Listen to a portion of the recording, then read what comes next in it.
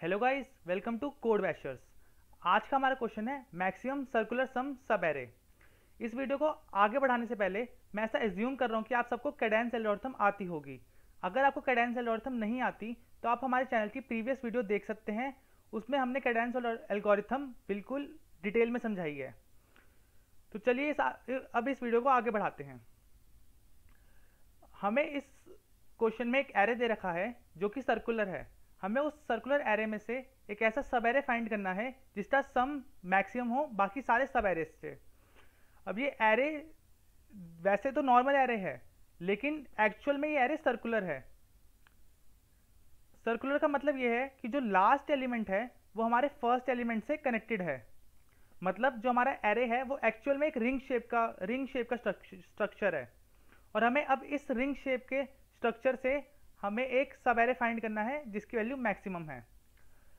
अब इस अब इस क्वेश्चन में दो केस बन सकते हैं। या तो जो हमें सब एरे फाइंड करना है वो हमारे एरे के बिल्कुल बीच में ही आ जाए, जैसे कि ये वाला केस, कि इसमें हमारा जो सब एरे है वो बिल्कुल बीच में है और इसमें कोई रैपिंग नहीं है मतलब रैपिंग इन द सेंस कि लास्ट वाले एलिमेंट्स और पहले वाले एलिमेंट्स मिक्स्ड नहीं है।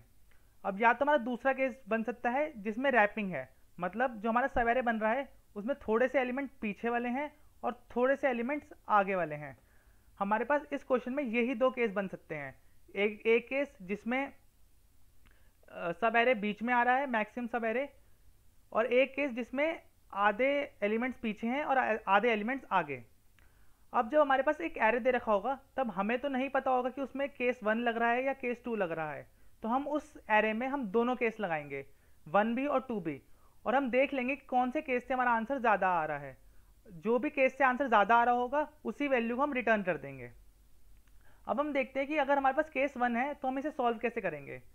केस 1 ये था कि हमारे पास जो एरे दे रखा है, जो हमारा मैक्सिमम सम सब एरे है, वो उसके बीच में लाई कर रहा है। अब ये केस बिल्कुल सिमिलर है नॉर्मल कैडेंस एल्गोरिथम के। अगर हम इस केस में हम कैडेंस एल्गोरिथम लगा देंगे और जो हमारे पास आंसर आएगा उसको हम S1 वेरिएबल में स्टोर करवा देंगे। हमें बस केस 1 में नॉर्मल कैडेंस एल्गोरिथम लगानी है। यही था हमारा केस 1। उससे जो आंसर आया उसे हमने S1 में स्टोर करवा दिया। अब हम देखते हैं केस 2 में कि केस 2 में क्या है। अब हम केस 2 में नॉर्मल कैडेंस एल्गोरिथम नहीं लगा सकते क्योंकि ये एरे जो है वो नॉर्मल नहीं है, ये सर्कुलर है। तो इसमें आधे एलिमेंट्स पीछे के इन्वॉल्व हैं और थोड़े से एलिमेंट आगे के इन्वॉल्व हैं। तो अब हम इस केस को कैसे टैकल करेंगे। मैं इस केस में क्या करता हूँ कि जो हमारा मैक्सिमम सब एरे आएगा, मैं उसके एलिमेंट्स का जो सम है उसको मैं x मान लेता हूँ। ये जो भी सम है इस सब एरे का उसको मैंने x मान लिया। और जो भी मेरे एलिमेंट्स हैं जो मेरे सब एरे में कंट्रीब्यूट नहीं कर रहे, उसके सम को मैंने y मान लिया। अब जो मेरे x की वैल्यू है वो क्या होगी। जो मेरे x की वैल्यू है वो मेरे पूरे एरे का सम होगी, माइनस जब मैं उस वैल्यू में से सम में से मैं y की वैल्यू को माइनस कर देता हूं, तो तब जो वैल्यू आएगी वो मेरा x आएगी। और यही x को जब मैं S1 से कंपेयर करूंगा, इन दोनों में से जो मैक्सिमम वैल्यू होगी वो मेरा आंसर होगा। अब हम देखते हैं कि हमें इस x को मैक्सिमाइज करना है। हमें इस x को मैक्सिमाइज इसलिए करना है क्योंकि हमें मैक्सिमम सम सब एरे ढूंढना है। अब अगर मुझे इस x को मैक्सिमाइज करना है तो मुझे इस y को मिनिमाइज करना पड़ेगा, क्योंकि ये जो सम है ये तो एरे का कांस्टेंट ही रहेगा हमेशा। तो अगर मैं इस y की वैल्यू को मिनिमाइज कर दूंगा तभी मेरी x की वैल्यू मैक्सिमाइज हो पाएगी। अब हम ये देखते हैं कि हम इस y की वैल्यू को मिनिमाइज कैसे करें। हमने अभी तक जो कैडेंस यूज करी थी, हमने उसमें देखा था कि जो कैडेंस लगा के हमारे पास आंसर आता है वो हमें देता है मैक्सिमम सम सब एरे। और हमें अब जबकि y को मिनिमाइज करना है, y भी एक सब एरे ही है, सब एरे का सम ही डिनोट कर रहा है y।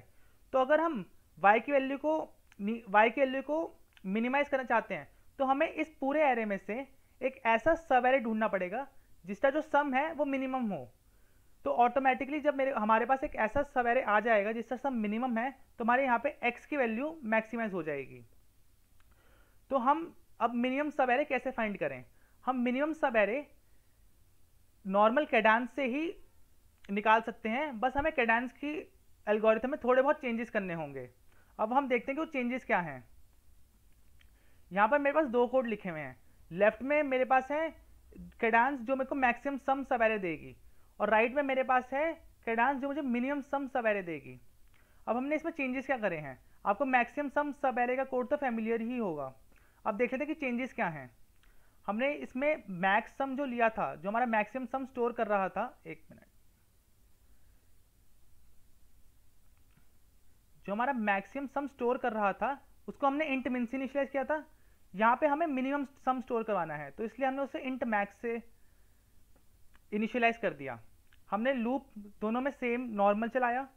अब हमने अपने करंट सम की वैल्यू में इसमें वैल्यू ऐड कर दी इंडेक्स आई की। हमने इसमें भी करंट सम के वेरिएबल में उस इंडेक्स की वैल्यू ऐड कर दी। अब हमने देखा कि क्या जो वैल्यू है वो मेरे मैक्स सम से बड़ी है करंट सम की वैल्यू, तो अगर है तो ये मैक्स सम अपडेट हो जाएगा। सिमिलरली इसमें हमने देखा, क्योंकि हमें इसे मिनिमम ढूंढना है, तो हमने इसमें देखा कि जो हमारी करंट सम की वैल्यू है वो हमारे मिनिमम सम से, जो मिनिमम सम है उससे छोटी है या नहीं। अगर छोटी है तो हमारा मिनिमम सम भी अपडेट हो जाएगा। हमने इसमें current sum less than zero करा था। लेस देन जीरो जब करा था तब हमने करंट सम को इक्वल टू जीरो रख दिया था। हमने इस वाले फंक्शन में करंट सम जब ग्रेटर देन जीरो है तब हम करंट सम को जीरो रख रहे हैं। तो इसी तरह हमने कैडेंस में थोड़ा सा चेंज करके अपना मिनिमम सम सब एरे निकाल लिया है। अब जब हमारे पास मिनिमम सम सब एरे आ चुका है तो हमारे पास y की वैल्यू आ गई है, और हमारे पास सम ऑफ एरे तो हमने पहले से ही कैलकुलेट कर रखा था। अब हमारे पास इन दोनों की वैल्यू से x आ चुका है। अब हमें हमारी जो वैल्यू होगी वो s1, और इस x में से जो मैक्सिमम वैल्यू है, जो भी ग्रेटर वैल्यू है, वो हमारा आंसर हो जाएगी। ये थी इस पूरे क्वेश्चन की अप्रोच।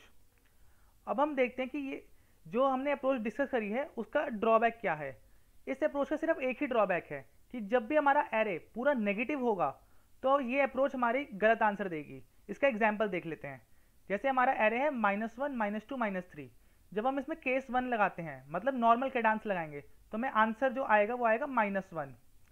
अब जब हमने केस 2 लगाया जो कि था sum of array minus minimum sum subarray, तो जो सम ऑफ एरे है इसका वो तो -6 है, सम ऑफ एरे -6 है, और जो हमने मिनिमम सम सब एरे फाइंड करेंगे उसकी वैल्यू भी -6 ही आएगी। तो जब हम -6 को -6 से माइनस करेंगे तो हमारे पास 0 आ गया। और अब जब हम S1 और ये -1 और 0 में से मैक्सिमम वैल्यू रिटर्न करेंगे तो हमारे पास 0 रिटर्न होगी, लेकिन 0 रिटर्न नहीं होनी चाहिए, हमारे पास रिटर्न होनी चाहिए -1। तो ये था इसका ड्रॉबैक। अब देख लेते हैं कि इसका सॉल्यूशन क्या है, कि अगर हमारे पास सारा ही नेगेटिव एरे आ जाए तो हमें क्या करना है। हम जब जैसे ही हम फंक्शन लिखना स्टार्ट करेंगे तो हम वहाँ पहले ही चेक लगा देंगे कि अगर पूरा एरे नेगेटिव है तो वहीं से ही हम उस एरे की मैक्सिमम वैल्यू, जैसे -1, -2, -3 में से -1 मैक्सिमम वैल्यू थी, वो ही रिटर्न कर दें। वो ही नेगेटिव एरे का मैक्सिमम सम सब एरे होगा। सो ये पूरे कोड की अप्रोच थी। आई होप आपको ये अप्रोच समझ में आई होगी। गाइस एक बार हम इस अप्रोच का कोड देख लेते हैं। ये मैंने फंक्शन बनाया है मिन सम सब एरे, ये जो मुझे मिनिमम वैल्यू रिटर्न करेगा सब एरे की, और मैंने उसके नीचे ये वाला फंक्शन बनाया है इंट मैक्स सब एरे, जो मुझे मैक्सिमम सम सब एरे की वैल्यू रिटर्न करेगा। और जो मेरा मेन फंक्शन है उसमें मैंने सबसे पहले तो बेस कंडीशन डाली है कि अगर मेरा जो एरे की लेंथ है वो ही 0 है तो मेरा रिटर्न 0 कर जाएगा। और फिर मैंने ये इफ़ कंडीशन, ये मैंने चेक डाला है, यहाँ से लेके यहाँ तक मैंने पूरा चेक डाला है कि अगर जो मेरा पूरा एरे ही अगर नेगेटिव है तो वो बाहर से आंसर रिटर्न कर जाए, जो कि वो मैक्सिमम वैल्यू होगी नेगेटिव एरे की। और फिर मैंने केस 1 जहाँ पे मेरा मैक्सिमम सम सब एरे रिटर्न हो रहा है, और यहाँ पर केस 2 जहाँ पर मैं पहले एरे का सम ले रहा हूँ इस लूप में, और उसके बाद मैं उस एरे के सम में से अपना मिनिमम सम सब एरे को माइनस कर रहा हूँ, और जो मेरा आंसर 1 और आंसर 2 है उन दोनों में से मैं मैक्सिमम रिटर्न कर रहा हूँ। एक बार हम इस कोड को चलाकर देख लेते हैं।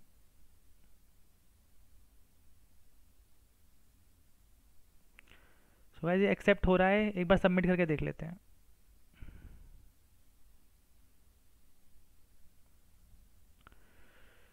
सो हाँ गाइस ये पूरा सबमिट हो गया है कोड।